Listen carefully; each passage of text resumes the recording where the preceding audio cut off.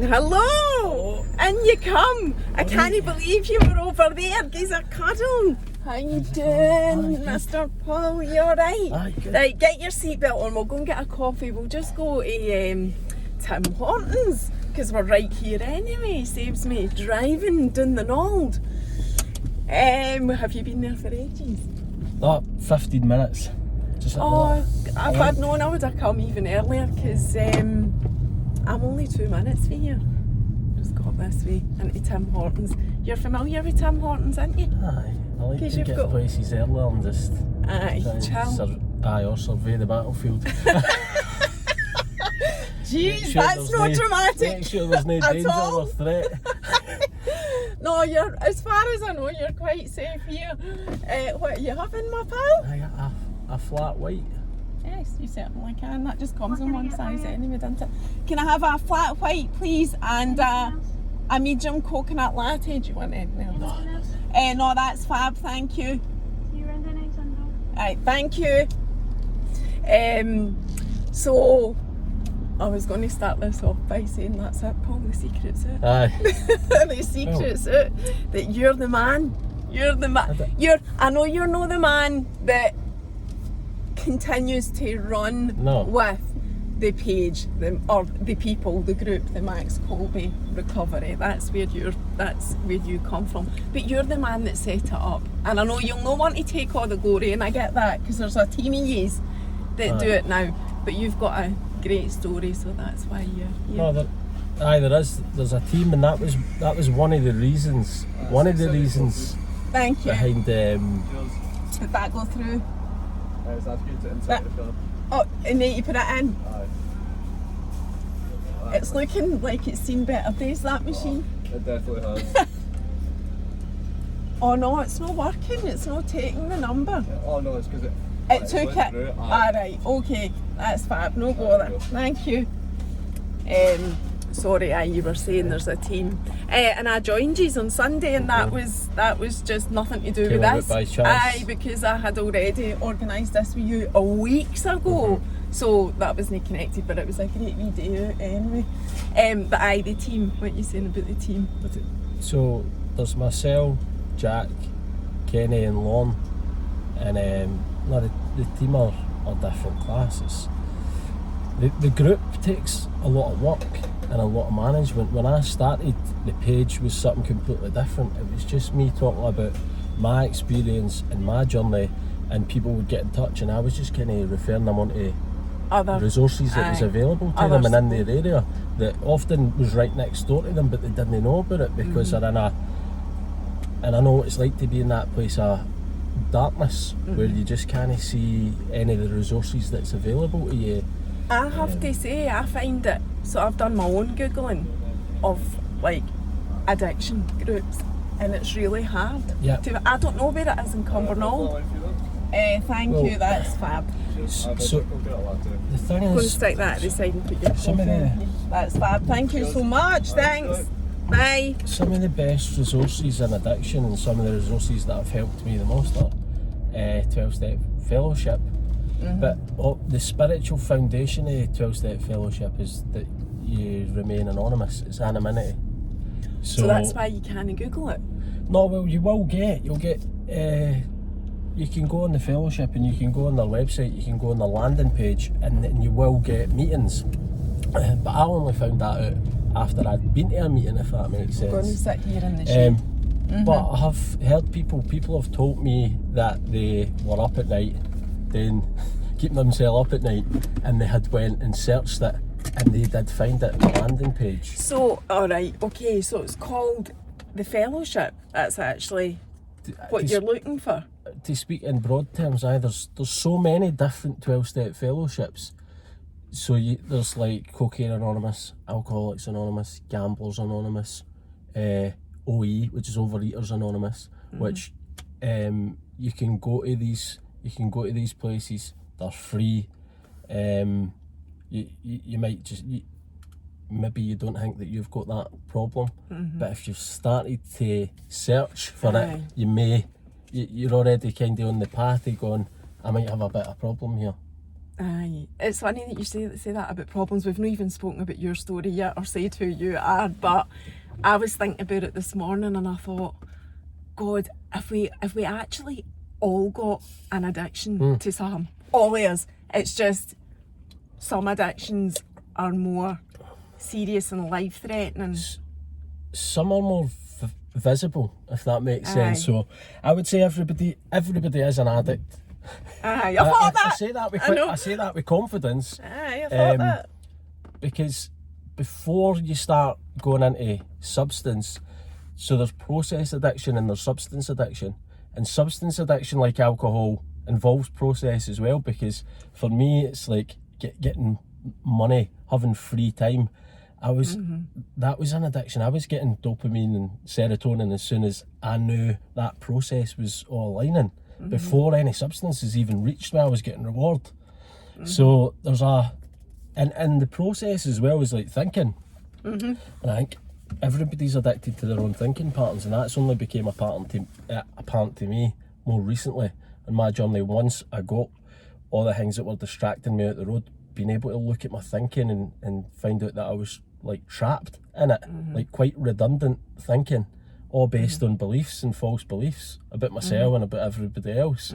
And that's kind of the second part, is once you get free of whatever it is having a look at your thinking and your behaviours. But it's also the bit that's like the most daunting. Because you're actually, I mean, to put it quite bluntly, tearing yourself apart, tearing your own self to shreds. You can take your seatbelt off, by the way, you can get comfy. So see, going back to you then, right, so the group, because I found you through the group, and there's actually, it turns out there's a few connections that aligned and brought us together anyway, but that wasn't what happened initially. I found you through the Max Colby group, and I don't even know how I found it, to be honest. It must have came up, it must have been one of your reels, because you do a lot of reels from your days out. So going back to that, how you set it up, why you set it up, where you were coming from to set it up, and what the group actually does now, because I do know that it does a lot of work, and I think it's really important, and you've already said it. I mean, I don't even know your whole story, so I don't know what all the addiction issues are, right? But you've already said about the different types of addiction, and I think that's a massive thing, because we seem to talk more about alcohol and drugs, which is massive, more than anything else, but there's so many other massive things out there that people, well, you mentioned gambling, you mentioned eating. People don't, that's not as out there as much as alcohol and drugs is. Eating's still massive for me. The first, in lockdown, I went to my first meeting about eating. You've been in... Well, it was virtual, it was on Zoom. But what happened was, somebody who follows the Max Colby, he's from Boston, he probably would mind me saying his name, but he's like a sugar-free specialist, and he had 100% relate to that. It was one of my first addictions. But the problem is, well, apart from look, we're getting faced down by pictures of food. When you try and do that, and you realise how surrounded by it you are, and how in Scotland, when people didn't really talk about feelings or emotions, it's a massive love language. Folk will just feed you to death. You want seconds, you have a wee cake. Have a cup of tea and a custard cream. And you're surrounded by it, and what people do is they go, aye, but one will no hurt. Right now, it's like, I know for the other places that I go that one is exactly my problem, because the delusion that I can take one with impunity is what they say, like, and that's the lie that you live all the time. I'm just going to have one, or I'm just going to have a couple, when you've got no real ability to do that. And then sugar's like, so it's not just when I take sugar, right, and I'm on the slump or I'm on the low, it's not just sugar and other food I crave, it's everything. I'm desiring everything, and I think that tickets to a concert or a wee holiday's going to complete me. So it's like a feeling of incompleteness, which is what I've had all my life. So it's like, I just need to watch, and folk go, oh, so So like folk have said to me, oh, so do you not allow yourself to have any fun because of all the things that I'm off? But it's just like... But it's an awareness, though, is it no? More of creating an awareness about what your weaknesses are, rather than just trying to completely... I mean, I know certain things you do need to completely cut out, but... And I know you are off the sugar, and I'm like, am I digging a hole here for myself? No. Do you just totally so cut it out? I'd done this before, and I went off sugar for 3 months. But it was a really good 3 months. I mean to say, my mental health was really good. My mood, or rather my mood swings, my mood was just kind of like at a plateau. My energy levels, I had amazing amounts of energy. I was going to bed and I was waking up in the morning and I was feeling rested. I normally wake up in the morning and I feel tireder than when I went to sleep. And I feel groggy and I feel like my body takes 10-15 minutes to like the Tin Man. But so it's that idea with anything in recovery. So people will go to me, "What's you never got to eat sugar again?" And it's just like, just for the day, I'm not eating it. But as I said, the desires are just everywhere. You go everywhere, and people offer you it, and it's not out of badness. They think it's good. They think it's all right. I'm definitely 100% addicted to sugar. 100%. My body goes into... I get the shakes and everything if I don't eat it for a couple of days. It's brutal. But anyway, this is totally... It's no digressing, but it is. I'm trying to get back to your story, where it all started. Where Max Colby started? No, you before Max Colby. Your story that led you... Right, so I never touched alcohol or drugs until I was 19. And so what I've realised in here is, what I've realised with the recovery rooms is that everybody's story is different, and for a long period of time that I kind of disqualified, separated myself by thinking, didn't I have trauma? I had quite a good upbringing. I had parents that were there. My mum and dad. My dad done a lot for me. He took me to football and boxing around the country, and football and boxing probably stopped me from getting into that, because when my pals were doing a bit of drinking and different stuff at school, I wasn't really that interested. I was more interested in the football. When the football hadn't worked out, it just naturally happened as I started drinking and I started going on nights out. Did you try to get into professional football? Well, I done a YTS professionally, or that would be like semi-professional, because it was a semi-professional club. So that's what I done when I left school. And then I went through there and I worked in the bank. So once I was working in the bank, I was just kind of like, well, that's it now. I'm just like, there's just nothing wrong with the bank or the people that I worked with. The lassies were all lovely, but you start to get a feeling of, is this it? The lassies were all lovely. Oh, that's good. But do you know, well, I've lasted, and I'm sorry I'm talking about the bank again, I get slagged for this off my pals.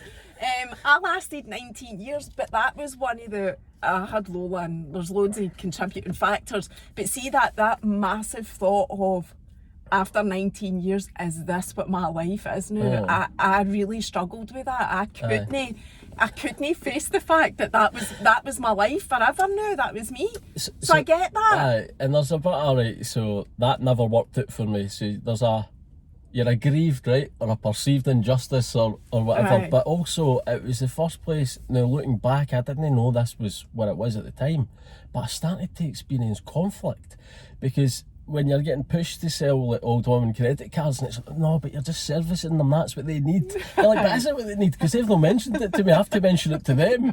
So you start to experience things like conflict, where you're like, I don't know if this is actually what happened. You must have worked there the same time that I did. Was it the Bank of Scotland? No. All right. I worked with Barclays, but towards the end of my career I got headhunted by the Bank of Scotland. But one of their managers came into their banking, and she'd asked me to go along, and I went along and had a chat with her. But I was at the time applying to the fire service, because that's what was going to fix me. It was the work that was That's the problem. what you thought was going to fix you. Aye. And So you're a there's always- fire. I'm a fire. You're not a fireman. You don't say that nowadays. What do they Firefighter. A firefighter, that's right. get my terminology right. The word police will So- be on this. Yeah. I'm a firefighter, yes. I'm saying that I have said a lot worse and no one the vocabulary police after me. So you left the bank, went into, what age were you then when you went into 21, I think. I'm no good with numbers? What age are you now? 33? 35, just turned. Right. And I've been telling everybody for a wee while. I was telling folk that I was 33. I went for my last medical and she goes, "What's your date of birth?" She's like, "Paul, you do realise that makes you 34? But you've had a birthday, so you know you're 35. 33 is where it all changed for me. It was like the age of enlightenment. So I think I just want to stay there. Like everything kind of fell into place, and it wasn't a nice experience. Like, do you know that? Like it felt like just felt like a demoralisation. No, it's no nice. None of it's nice when you have an awakening, shall we say. So you the getting into the substances and the alcohol, was that in the bank or was that? Aye. So you were already? Aye, in the bank. Already, right. Maybe literally. No, don't say that. That's definitely, don't want to give off that idea. Aye. So that process happened there, and it so was you're already drinking, but you weren't considering yourself as having a problem. No, looking back at that point, I would drink longer. Like, people could have a drink and stop and go up the road and stuff like that, whereas I was just, once I started, I didn't want to stop.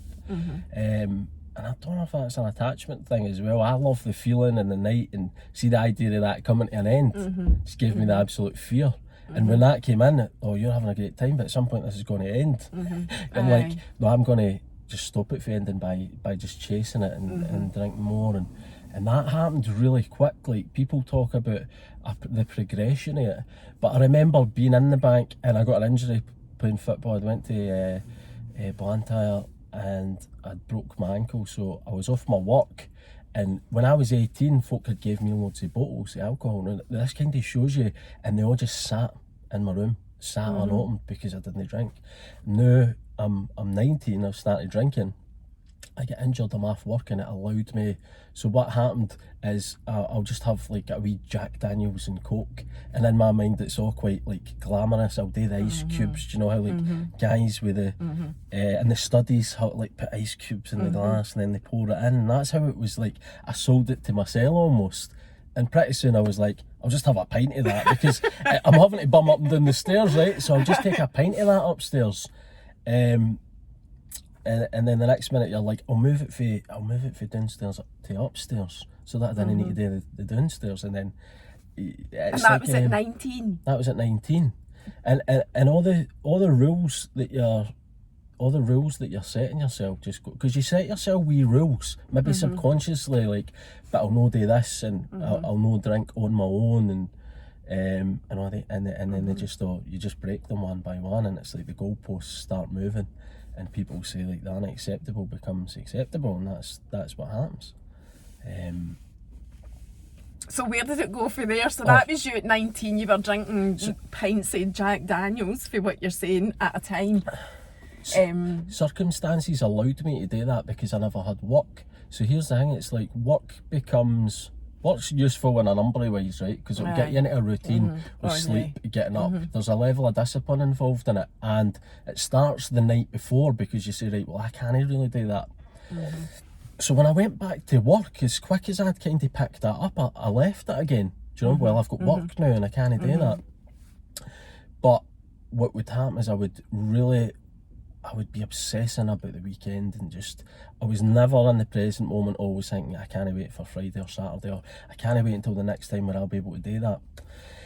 And then the periods got shorter because I found excuses to drink through the week. It would be like, so you've got your Friday or your Saturday or whenever you were going out, but then it would be like, there's a football game, or I'm going to go to a football game, or I'm going to go out, make it a kind of event with the guys, and everything's just centred round about the drink. and the other stuff's a sideshow. Well, for me anyway, I can't speak for everybody else. But I have heard other people saying that you do become, that's what you live for. And then like, I've heard people saying the cycle of, you know, like the come down on the Monday, Tuesday. I mean, you were obviously talking about drinking midweek there as well, but a lot of people, it's just the whole weekend bender. And by the time you're going to your work on the Monday, you're spending the Monday, Tuesday, Wednesday, Thursday on a come down, you know, looking forward to the Friday, Saturday, Sunday again. So there is a bit of a pattern there from what I've heard people saying with addiction. And the way your mind works, or the way my mind works, is it wouldn't entertain that there was any kind of problem, even when I start to experience negative consequences, because it is creeping into my working life, my daily life. But still telling myself that I'm doing it because I'm choosing to do it. It's that illusion of control. It's like, you're choosing to do this, you're not doing it. And it's only when you go, right, we'll choose not to do it for a period of time, you find out that you have no choice. And I'm laughing about that, but you find out you've got no choice anymore. And it's like at some point an invisible line's been crossed. How do you know, like going really deep into this here at this bit of addiction, how do you know you've got no choice? When you're promising yourself you're not going to do it and you're doing it anyway. You just can't stop yourself. And you're promising others. And at that point, it's like, I'd love to say I was blissfully unaware, but I was like acutely aware of the pain that I was causing people round about me, loved ones and parents. And it's a hard thing to, like, when somebody's looking you in the eye and going, why are you doing this? And at that point, you really don't have any answers, but you know that you can't stop doing it. But you've not got the answers, and you go, I don't know. So does it kind of just become one big blur of being drunk and being soberish for short periods of time, or can you, so the reason I'm asking that is, can you pinpoint where things got really bad, or, you know, where your family said to you, why are you doing this? Can you pinpoint any of that, like how it happened or what it was that affected you or anything like that? Or was it more just a case of those years are lumped? They are, and in some ways they are lumped together, but then there's moments of like clarity in between, and I think that's a gift. You get it's like a wee bit of clarity where you go, this is what you're doing, and this is how it ends up. And certain circumstances will show you that. It's like my brother, he had tried to take his own life, and he had followed me into the life that I was leading, and whether he would have done that without me or no, I still felt loads of guilt and shame that you're an older sibling, you're meant to show folk the way, and the way that I had showed him wasn't the way.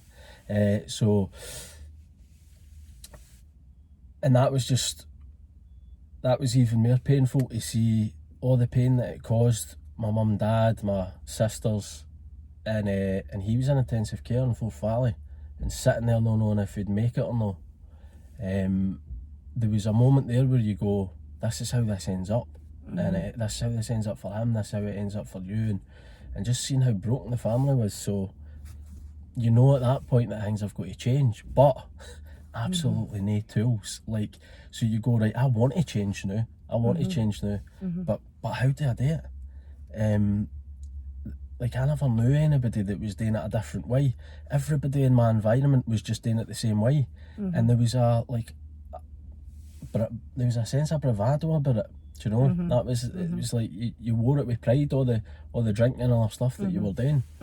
And it's still, I would say, I mean, I'm not young now, but I would say that in my day that's how it was as well. It was cool to brag about, or maybe cool's not the right word, but bravado. There was a sense of bravado to brag about what you'd been drinking, who you'd been drinking with, what you managed to, you know, it was a big game, and, you know, a laugh to say shit like that. And I would play up to that as well, but inside at the same time being absolutely broken. so you play up to the bravado because it's just what you do, especially in the environments that we're in. So your brother then, that was a significant point in your life. Do you know, I know you're no great with timings and whatever, but it's just to kind of progress with the story in chronological order. That's a bit of a challenge if you're no great with times, but just roughly, was that a while before you did finally seek the help, get on your path, or was that quite recent? No, that was, so I'd say that'd be about 4 or 5 years ago. Right, and so that's not that long ago really, considering how long you've been. And I've been in recovery 3.5 years, so it took you another maybe year and a half after that. It couldn't have been that long actually. So it was maybe like 6 months. It was maybe like 6 months to a year after that. It was maybe 6 months to a year after that where my dad spoke to somebody and he had told them about recovery, and we went to our first meeting together. You and your dad? No, me and my brother. Oh, right. The brother that had tried to take his own life. So see, your dad, was that conversation that he had, was he actively trying to help you? Were you speaking to people trying to find a way? Everybody was. And from my experience today as well, the majority of people that speak to us or that contact the page are loved ones or parents, which is hard because yourself, until the change needs to come from within, and until they're in that place, loved ones and parents. So what I do in that instance is just refer them on to, and there is a lot of resources available to loved ones and parents that people aren't aware of as well. So, and that's a hard thing for them to go because they've got all the confusion or conflict that, well, I'm not the person with the addiction, but what it does is it shows them how to love and support without enabling. And often loved ones will enable you, and I've manipulated loved ones into emotionally blackmailed loved ones into enabling me. So it kind of marks out where that line is, but still a really hard thing to do. Yeah, it's a really difficult thing for family, any loved one, to accept and understand that they cannot fix the person, though that is a big misconception with a lot of people connected to loved ones with issues, which is extremely sad. And I get it as well. People come, because of doing this and having these conversations, people come to me and I don't have the answers either.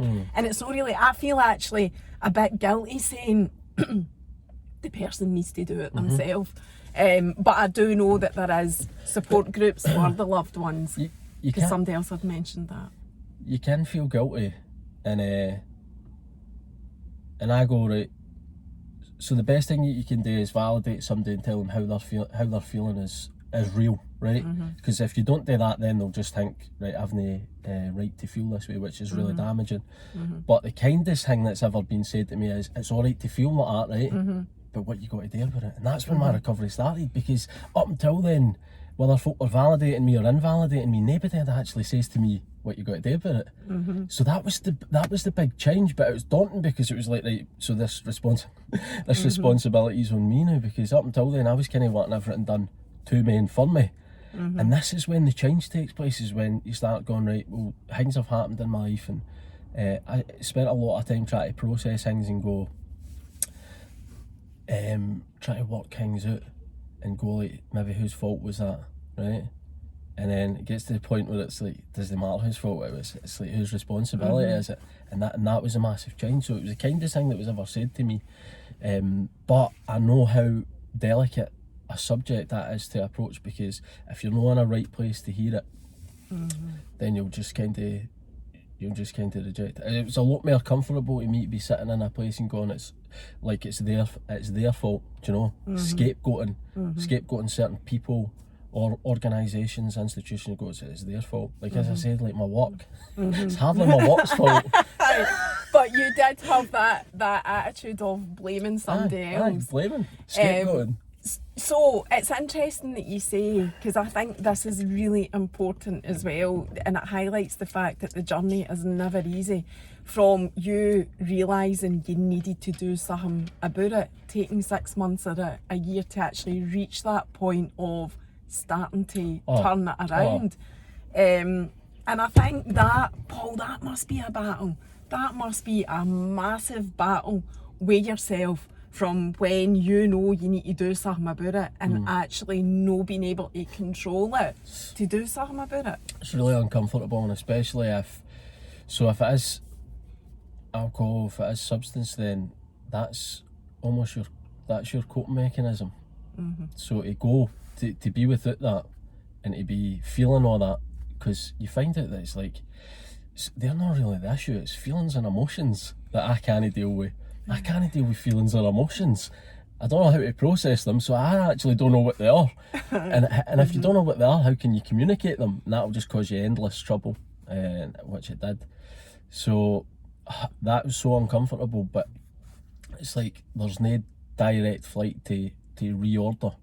If you think it is, you've got a lively order, right, in your life, albeit it's chaotic, it's still order, but you've got to go through this process where you get to reorder, and before you get there you need to go through the disorder, and that's what you're feeling your way through, the disorder. And it's like you just feel like you're stumbling about in the darkness. Like you're walking through a forest, right, and you get lost and you're just stumbling about in the darkness, and you're like, I'll probably just go back to the other side where I started, because at least that's comfortable and it's familiar. Aye, and you know what you're doing, getting a drink. Well, that's it, and it's like coming here the day or going anywhere else. I've been in uncomfortable positions recently, but that was another thing that was shown to me. It's like fear's always present, and it has been for me, like all my life. It's an omnipresent, but how I approach it is completely different now. And it was said to me, have courage in the face of it, and that's kind of like I hear that anytime I'm feeling fear, like this morning or that, I'm just like, you've had courage in the face of fear. That's what you do now. Oh, that makes me dead emotional hearing that, because people often ask me, like, where do you get your confidence from? And I don't see, you'll be the same, you'll not see it as confidence. Don't see it as confidence. I'm just so used to facing into it. Just, even although I didn't want to ever, I just wanted to run a million miles away. But you know, the best thing you can do is just fucking surrender. As I always think in my mind, that's the word I always have. Just surrender to it, let it happen. If it's going to go tits up, it'll go tits up. And what? It's a constant state of surrender. Like every day, and I was speaking about this at the weekend. It's like a daily humiliation, but in a positive way. to find out that. It's such a good way to describe it. I'm mortified every day in life, but what else can I do? I can just keep going. And you find out that, like, confidence, for example, like I would have been somebody that would criticise, right? Criticise somebody with confidence, criticise or slag them, right? And see the day I've got a completely different outlook on it, because I admire it. But that's where the changes came, and that's why I say there's plenty of information and plenty of data and the emotions that you experience. So, and confidence, I always say, subjective anyway, though, because what you might consider as confidence, somebody else might not think that's that. Do you know what I mean? It is a perception as well. It's no tangible, or you can see it or whatever. It's a perception, I think. I think a lot of people say, like, we were in the prison recently and talking, or go to different mental health groups and there we talk, and some people will come up and say, it's nice to see that somebody for you somebody like you has these thoughts and feelings and all. Because I'll talk about intrusive thoughts and having intrusive thoughts for a very young age, and my relationship with it and how that's changed massively the day. And they'll go, it's nice to see that somebody like you like thinks like that. And I think it's just, maybe we have an image, or we have a stereotype, we have an image and we have a stereotype of people. And a perception. So, and it's almost like they're basking in it, right? Or they're quite happy in your pain and your misery. But it's not, and I understand that. It was great for me to hear people talk about, especially like men, to hear men talk about feelings and emotions and inadequacy, never feeling good enough and all this kind of stuff. And then you go, I was quite happy or not to go, it's not just me. So you weren't basking in their glory, but you take a comfort. You do, and I don't think there's anything wrong with that. I get messages every day about the same type of thing, you know, thanks for what you're doing. It makes me feel so much better that it's not just me. Because because of what's played out in society, there is a massive, mad perception of everything's alright out there and everything's totally fucked up in here. In me, my life, everything about me is all fucked up and everything out there is fine. There is that is how society is. It's played out to us, and everything on the telly, on, you know, social media more than anywhere. So that is why I think there's so many of us think like that, and I don't think there's anything wrong with standing up, putting your head above the parapet and saying what your problem is, and letting other people take comfort for it, you know, and you in turn take, you know, you're actually taking comfort for each other, because they're saying, oh, it's not just me, and you're going, it's not just you, it's me too, you know. Have you heard the Brené Brown? Aye. See, when she talks about the power of vulnerability, right? The vulnerability is not really seen as a positive trait.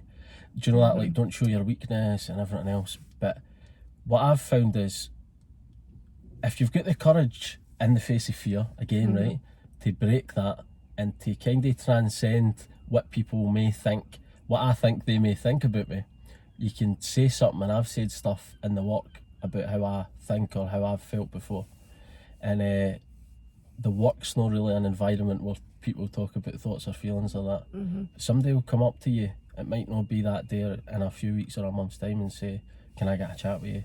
And that's quite powerful, because what you've done at the time when you spoke is you've gave them the permission to come up and share something about them. And that's how I think it's important that people talk about this, because it's like, at the time of hearing this, you might be planting a seed.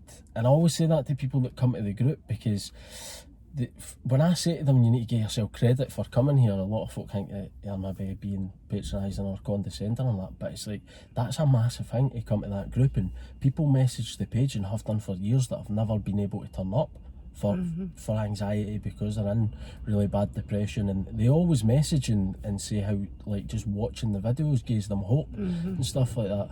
So it's like, the stuff that you do and talking about it, the impact that the ripples go out, and it might be a seed planted for somebody who maybe not immediately, but further down the line, they know where to go, or based on the stuff that you're I think, for a personal point of view, going to these groups, and I'm just saying this to put it out there, but it's not what you think it is.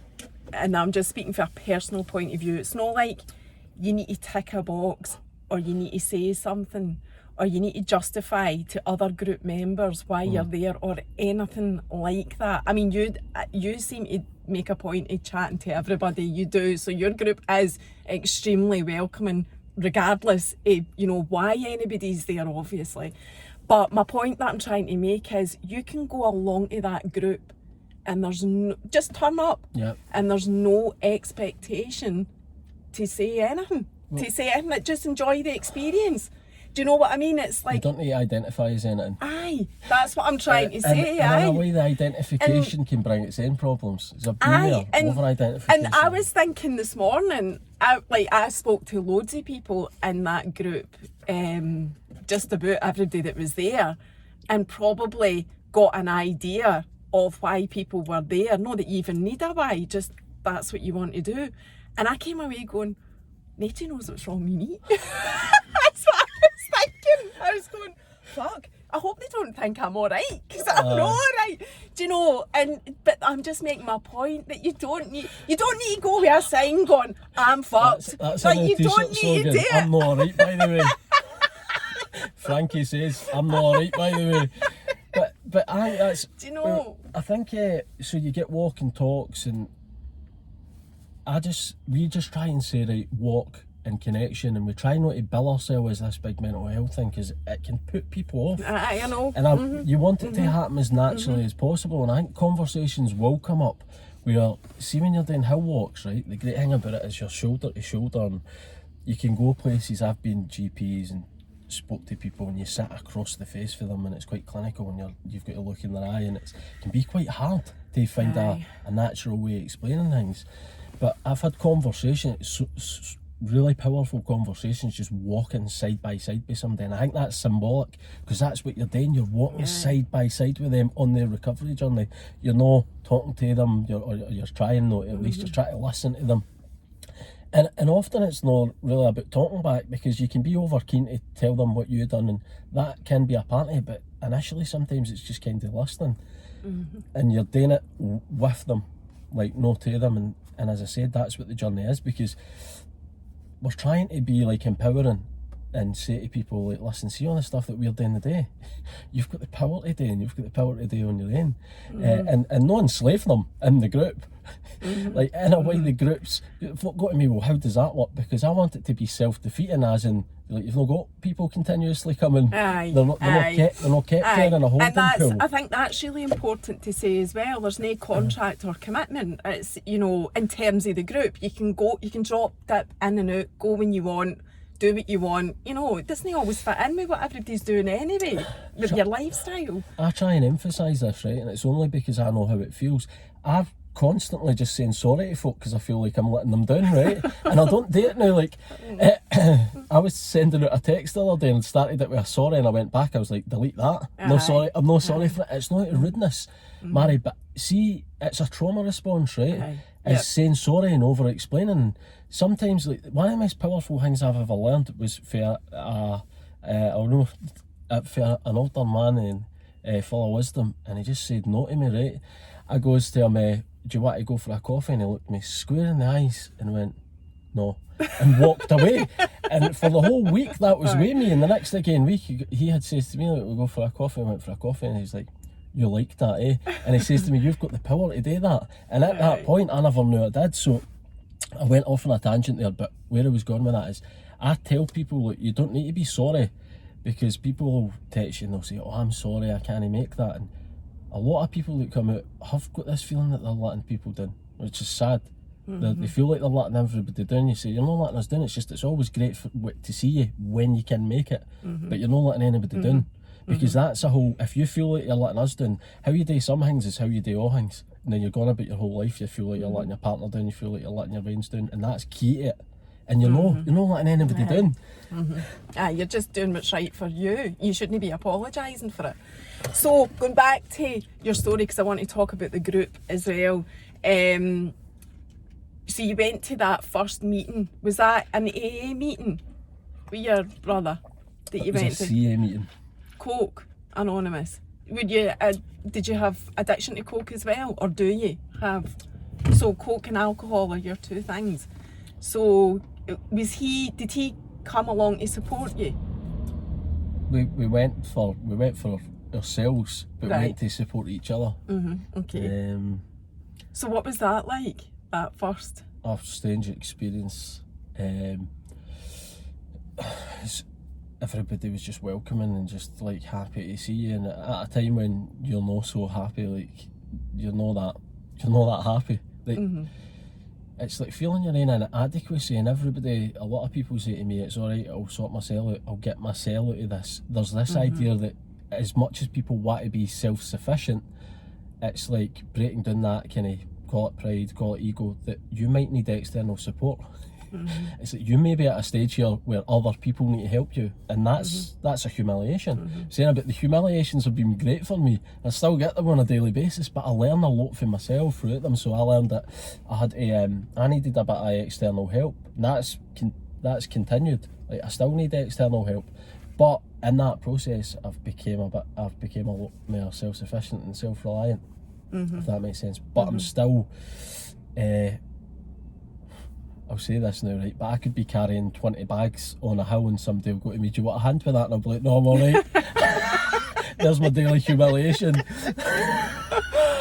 So you're still carrying that baggage? I'm still carrying it, but I'm getting better now. I'm getting better. If people say to me, like, I'll give you a wee hand with that, I feel uncomfortable with it. Same with compliments and stuff like that. And I've got better, because I'll do a thing where somebody will say, give you a compliment, and I'll say, oh, it's just this. Do you know, it's just this, and you try and play it down. Or what I do is the ping pong compliment. they'll say like, oh, you're after shave. I go, thanks, I like your shoes. It's like spotlight back on you. Yeah.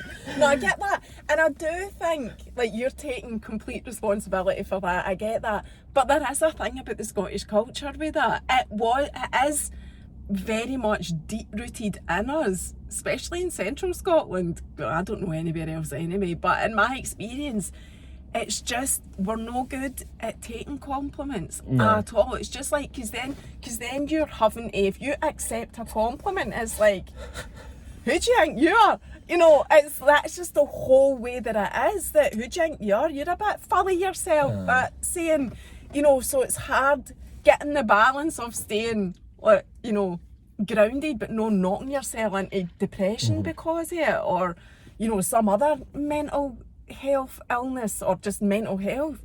But I do think society's got a lot to do with that. Not that I'm blaming them either, but it is a contributing factor. So anyway, you went to your first group and you've been to a few. You said to me on Sunday that you've been to a few. Do you call them fellowship groups? Call them fellowships, aye. So I think in my first week I went to CA, AA and GA, alcohol, cocaine and gambling. But were you a gambler as well? Yeah, I didn't know that. And as I said earlier, it's like silent because nobody can see that. If I turn up the day and I've been drinking or if I've been using something else, you'll get a few telltale signs. Probably my pupils. I'd be chatting a lot more, I'd be hyper, I wouldn't be able to sit still. But if I've just sat in the car there and went on an online betting app and gambled my whole wages away, there'll be telltale signs and I'll be sitting here like a bomb's went off and I can't hear anything.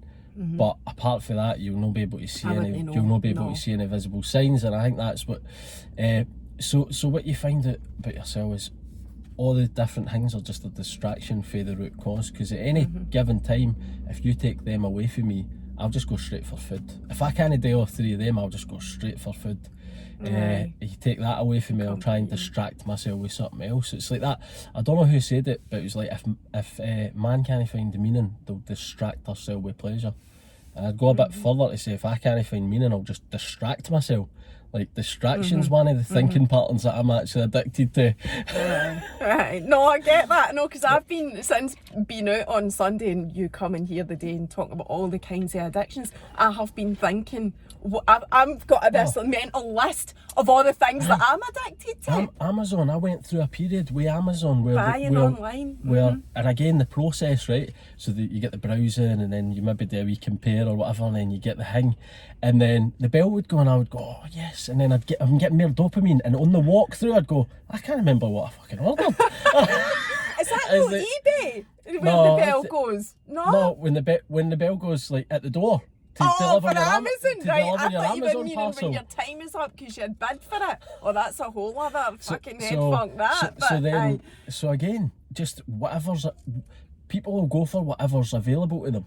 And then you might be doing more, you might be juggling them all. Just get as much dopamine as you can. And is that what you did with the three of them? I wasn't too particular. If I could be doing all three of them at the one time, I'd be quite happy. For a period of time. And the aftermath of that, not so much. Do you know? When you're left on your own in silence with your own thoughts, thinking, so much guilt and shame with that. It's like, and I think for me anyway, it's like the guilt and the shame will keep you there, because your past's just dictating your future. You need to get free of that, and it's like, I've only learned recently, still a journey and a progress, to have love and compassion with myself.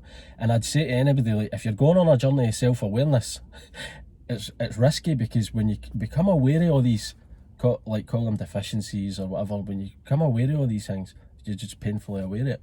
If you've not got the correct tools, i.e. love and compassion with yourself, to do it in a positive in a constructive manner, then it's even more painful. And I believe that's what chases folk back.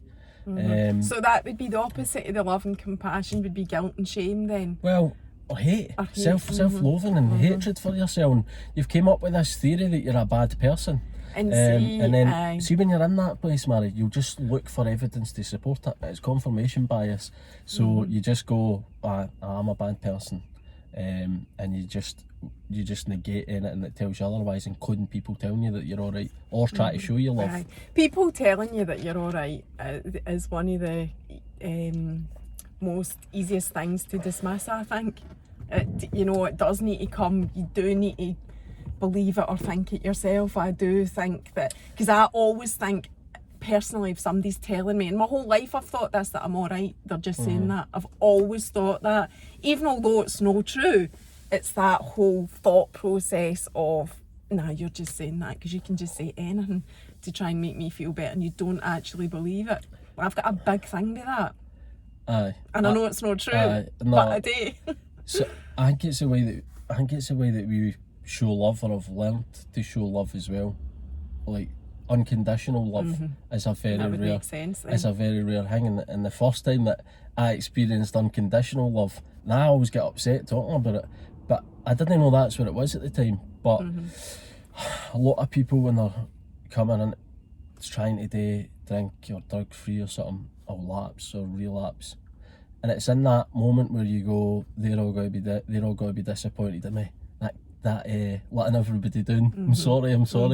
Like, and then they're not disappointed in you. They show you the same love that they did the week before, and you go, wait a wee minute here. See the love that they're showing me now. It's not based on conditions. Like, I didn't need to do anything to meet that, and that's like the paradox in that. You can see the paradox in that, because you go, right, I actually didn't need to meet their conditions. They're just going to show me love anyway, and that's quite powerful once you experience that. So the love initially was shown to me by others, and they say that, like, people loved you until you learn to love yourself.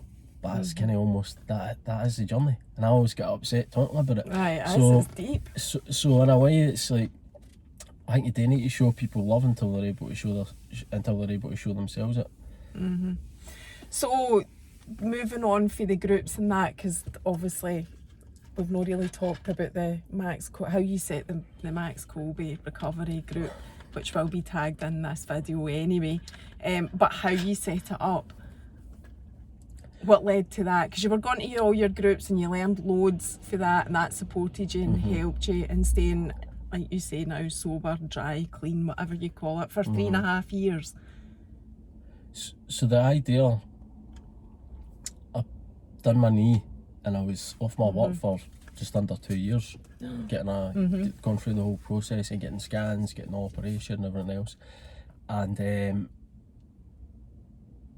I thought it was the worst thing that ever happened to me. Was that before you got sober? No, this was during it. Right, this was during it. But it gave me a lot of time to kind of reflect and be with myself, something that I'm not really good at doing. Like, under normal circumstances, I've got better at sitting in silence. And I was saying this to somebody the other day, I was like, I'm up to 30 seconds now. But I never had any choice in the matter. Like, I was just sitting a lot of times in silence with my own thoughts. So the idea was to create something where people could get in touch and signpost them. But the Max Colby was something at the time, right? We are in the fellowship as prayer and meditation is one of the steps, and talking about that love and compassion, right? I was trying to pray and meditate and say to myself, oh, you're shite at that. No, there's another thing that you're shite at, right? So I was googling now how to pray and how to meditate, and I was, the folk at Google, it would be like, boys, Google searches have changed recently, but I'm googling how to pray and how to meditate, and it came up like St. Maximilian Kolbe, right? Because he's the patron saint of addiction. So there was like wee prayers that I was saying to him, and my prayer and meditation, I've got a different kind of idea at the day. I just do it through action, or try to do it through action, like no through saying words and set prayers. But Max Colby was he was seen as a spiritual leader for the people in Auschwitz.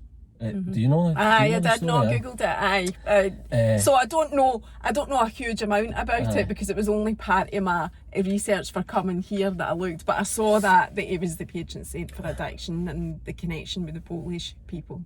And as well, he was like he's a sign of like transformation and altruism, because he experienced pain and anger and everything the same way you would do if you were locked up, if you were interned during war. But when used to lead everybody, all denominations, on their prayer, and they would say to him, like, who are we praying for the day?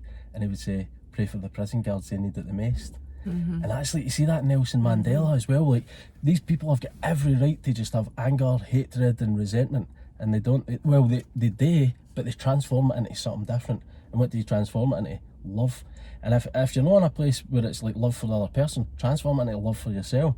And you can't be in resentment with somebody and showing yourself love. I've tried that, it doesn't work. So, and Nelson Mandela said, resentment is like drinking a poison and expecting your enemy to die. And that's what happens, you just kind of poison yourself. You're only poison, that's right. So he was a sign of transformation and altruism, like try to help others.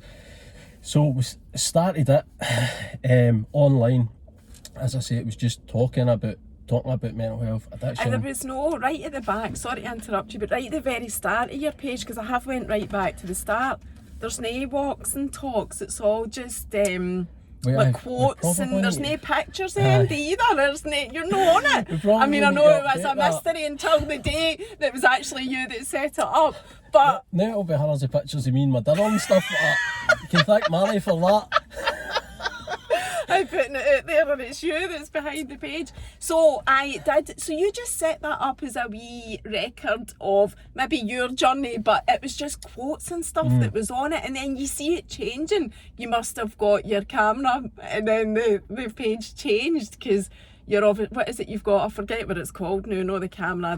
What is that called? The camera that flies, the drone. Aye, the drone. You got your drone. Can remember the word, man? Aye, so and it all changed. The idea of that was, well, initially it was we were just signposting people to places, and that in itself just blew me away, because people were getting in touch with all around the world. Mental health, addiction, it's like an international language, and folk were getting in touch with all around the world, and some not even asking for help, some people just saying, I see what you're doing here and I like it. And that was quite new to me as well, because I'll do that today, but before I wouldn't have been somebody that done stuff like that. But we go for there, we started doing just hill walks and cold water exposures to start with, and then the idea of the filming it, it's became like a wee bit of hang now, go home and film it, and like other folk will do theirs and put it up, but that's just to showcase it, and then people get in touch but in the back also, of the videos. I know you're trying to negate for the actual video thing, but for you personally, it's a creativity that you can engage in. It gives you something. It's better to be addicted to creating videos than it is anything else. Definitely. There's I think it's Joe Dispenza that talks about this, but he says we're in survival mode. We live most of our life, and I definitely identify with that, being in survival. Surveying the battlefield, you constantly think that there's a danger and that there's a threat to me. And see, when I'm in creativity, I'm not thinking about that. I'm just like, so, and I used to think that creativity was just like for composers and artists and stuff like that. And a lot of them, that is a creativity, but creativity can be found in anything that kind of takes you to that survival mode. And I find a lot of people are there. A lot of people are in a state of hypervigilance. Creativity is a massive factor to people with it. Again, if you read about it, it's quite a common, I've said this before in other chats, trait of somebody with issues. You know, it's whatever the issues are, they generally can have or find some sort of solace in creativity, whatever it is, colouring in, you know, whatever, it is a big thing. So the group now then, you've said there's the four main people, you, Lauren, Jack and Kenny, is that right? Aye, so we would be organising or facilitating, just talk between each other and say, right, where do you think about going, and because we'll just pick somewhere and we'll go. And how did yous connect? What's the story there? Oh look, we're at 58 minutes. Oh my god, I never even noticed. Right, so you need to quickly tell me how you connected. In 1 minute. Through them coming out through the. They just joined. Aye, and I know Jack and Kenny from Fellowship, and Lauren's just somebody that's came to the group and just got involved. Aye, and she's she's got her own story. Aye, aye, that's good. but just showed being open-minded and willing to change, and has done that. And aye. That's it. Right, we've got like 40 seconds anyway left. Thank God. I was having a pure panic there. That absolutely flew in. As always, thank you so much for coming and sharing your story with us. Bye!